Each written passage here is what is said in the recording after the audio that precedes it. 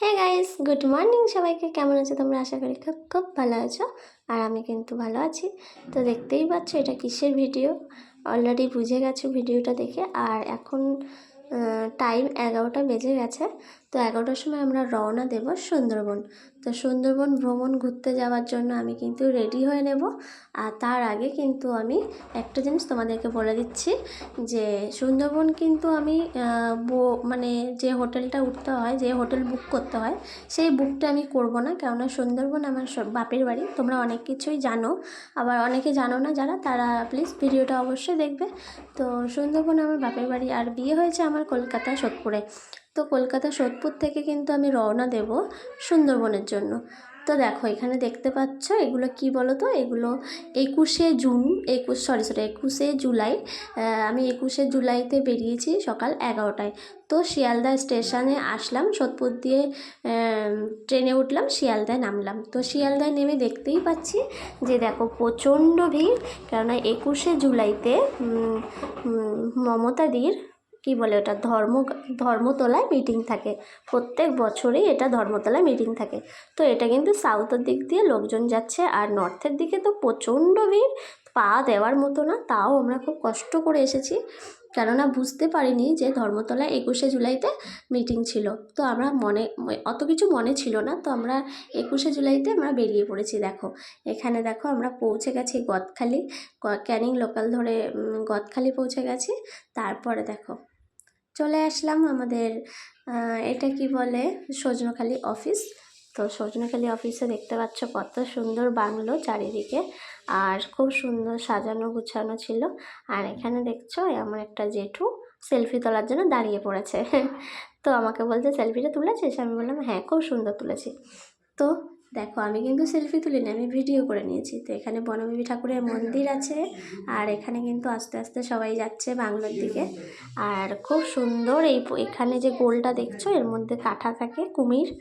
তো দেখো আমার দাদার মেয়ে আর আমার মেয়ে কিন্তু আগাচ্ছে, দুজন টুকটুক করে হেঁটে যাচ্ছে আর বলছে মা বাঘ কখন দেখবো।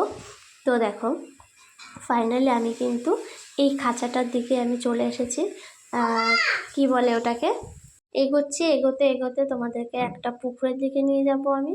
তো তার আগে এটা দেখিয়ে দিই, এগুলো কিন্তু পাথরের বানানো। তো এগুলো কুমির আছে, কাটা এখানে এক সাইডে কুমির আছে, কাঁঠা আছে। আর এই যে পুকুরটা দেখতে পাচ্ছ, এই পুকুরে আছে বড় বড় কচ্ছপ। তো অনেক মাঝখানে তো দেখাতে পাচ্ছি না আমি, আর ওরা ডুবেছিল। আর এখানটা এই সাইডে এসে দেখি কুমিরটা উপরে উঠেই রয়েছে। এই যে পুকুরটা দেখতে পাচ্ছ, এই পুকুরে কিন্তু কুমির থাকে, বড় থেকে ছোট থেকে সবই থাকে। তো এটা একটু রোদ্দুর ছেড়েছিল, তার জন্য ও উঠে কিন্তু রোদ পোয়াচ্ছিল গায়ে। তারপরে ফাইনালি আমি এইদিকে চলে যাচ্ছি আর একটা কুমির দেখার জন্য, কিন্তু দোষের মধ্যে কুমিরটা আমি দেখতে পাইনি, কারণ ডুবেছিল। আর আরেকটা কুমির ওপরে উঠেছিল, তার জন্য আমি ওটা তোমাদেরকে দেখাতে পারলাম। তো যারা যারা ভিডিওটা দেখছে অবশ্যই কিন্তু লাইক অ্যান্ড শেয়ার আর সাবস্ক্রাইব করবে। আর কমেন্টে আমাকে জানিও যে কে কে সুন্দরবন ভ্রমণ ঘুরতে আসতে চাও। তো অবশ্যই আমাকে কমেন্টে লিখো, তো আমি তোমাদেরকে যোগাযোগ করে দেবো খুব সহজেই। তো এখানে দেখতে পাচ্ছ একটা টাওয়ার। তো টাওয়ারটা উঠে 4তলা হাইটে একটা, তারও বেশি, 4তলা হাইট 5তলা হাইটে একটা টাওয়ার। আর এখানে মৌমাছি মধু বসাচ্ছে, চাক বানিয়েছে। তো এখানে একটা আছে আর নিচে একটা সাইডে আছে। তো এই 4তলার টাওয়ারে আমি উঠে গেছি ফাইনালি। দেখো কত সুন্দর লাগছে, তাই না?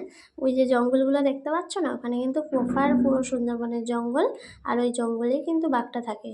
এই যে বাঘগুলো প্রচুর জঙ্গলের ভেতরে থাকে, অত মুখের ধারে থাকে না।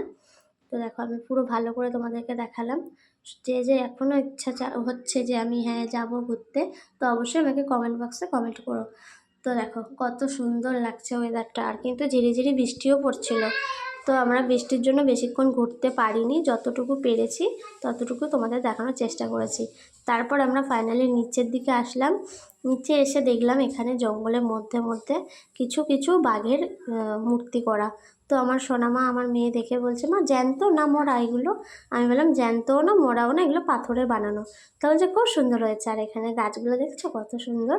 আমি তো এখানে একটা ভিডিও বানিয়ে নিয়েছি, তোমাদেরকে অবশ্যই আমি দেখাবো। তো যারা যারা ভিডিওটা দেখতে চাও, আমার ইউটিউব থেকে ইনস্টাগ্রামের লিঙ্ক দেওয়া আছে, ওই লিঙ্কে ক্লিক করলে ইনস্টাগ্রামে চলে যাবে। তো ওখান দিয়ে আমার এইসব ভিডিওগুলো দেখে নিতে পারো।